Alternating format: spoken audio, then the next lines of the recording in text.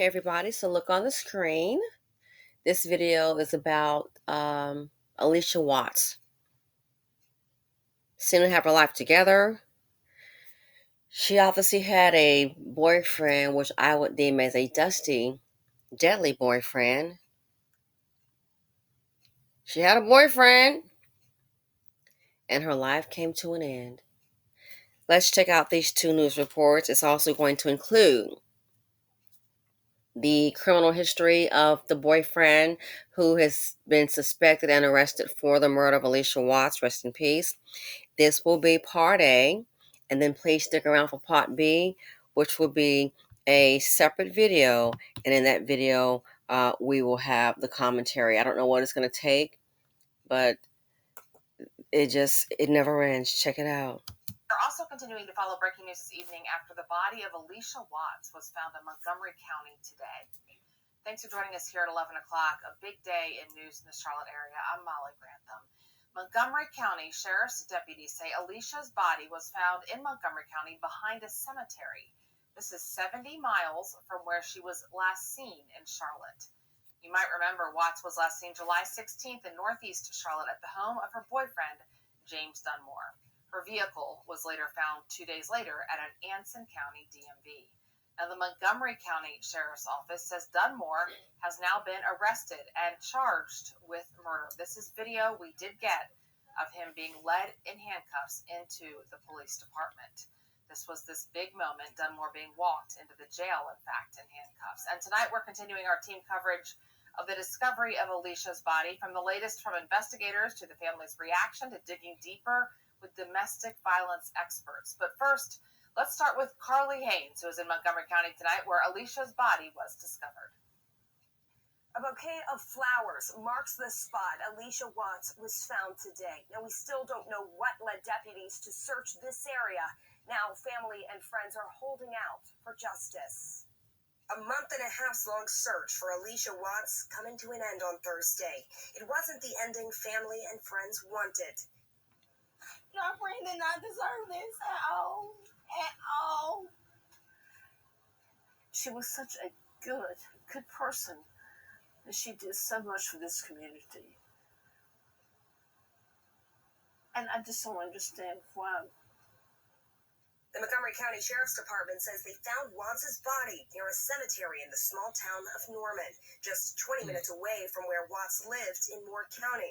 This follows weeks of community vigils aiming to drum up awareness and get law enforcement to remain vigilant in their search. We tried. We did not give up. We didn't give up. The co-founder of the Black and Missing Foundation said that outreach helped sound the alarm for a case that could have gone cold. Sadly, when people of color go missing, their cases are really not taken as seriously by law enforcement as they should be. Now, attention turns to the suspect in custody. Watts' boyfriend and a person of interest in the case, James Dunmore, was arrested for murder at his home in Charlotte. He's currently being held at Montgomery County Jail. Dunmore has a violent past with convictions for kidnapping just 3 months ago. He'll make his first court appearance Monday morning. In Montgomery County, Carly Haynes, WBTV, on your side. Carly, thank you. As this missing person case has now turned into a murder investigation, we have been following this story every step of the way. Our Nikki Hauser is outside the home in Charlotte where family members last saw Allisha now more than a month ago. Nikki. This is where police arrested James Dunmore after investigators found Allisha Watts' body more than 50 miles away behind a cemetery in Montgomery County. In the meantime, it's certainly been an emotional night for the family, who's now learning to transition their feelings of uncertainty to loss. Hours after the family learned Allisha Watts' body had been found, you could see her boyfriend, James Dunmore, handcuffed and escorted to jail in Montgomery County. Police arrested Dunmore Thursday at the same home where Allisha's family members last saw her in Charlotte. After a month-long search, Montgomery County officials say she was found behind a cemetery an hour and a half away from Charlotte. I'm so hurt right now. Okay. Thursday's news igniting a painful mix of emotions for Allisha Watts' family. He didn't have to do this. It was nothing. no cause to walk away. It's weird. It's very weird, but hopefully this is the closure that we've been looking for. Heartbreaking for family and for the community that rallied behind the search for Allisha and folded hands to find answers. Of course, our hope was that she would be found alive. The frantic search for a woman so loved, now settling into a fight for justice. There's no way that you're going to take your girlfriend on a date to a cemetery. Well, let's look at this next clip. So there they are, a couple. Let's go ahead and look at this next clip, which is going to detail his background, okay? And I guess we shouldn't be surprised. Check it.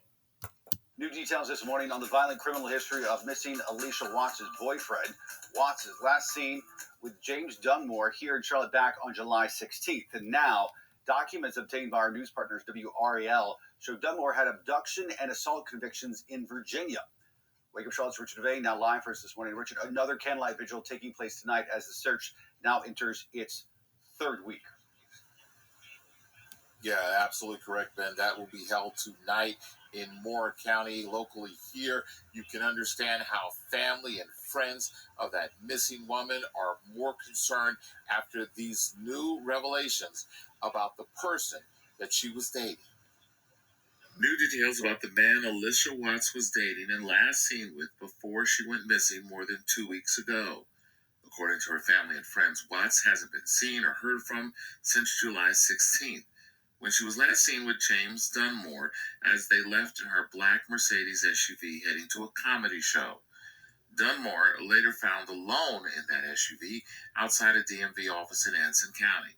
Police say he was unresponsive, but little more.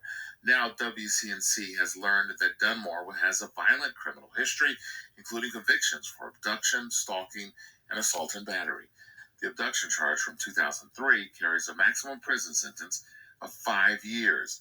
Obviously, these new revelations add even more urgency for Allisha's family and friends. Just the charges alone already let you know that now we're dealing with a criminal.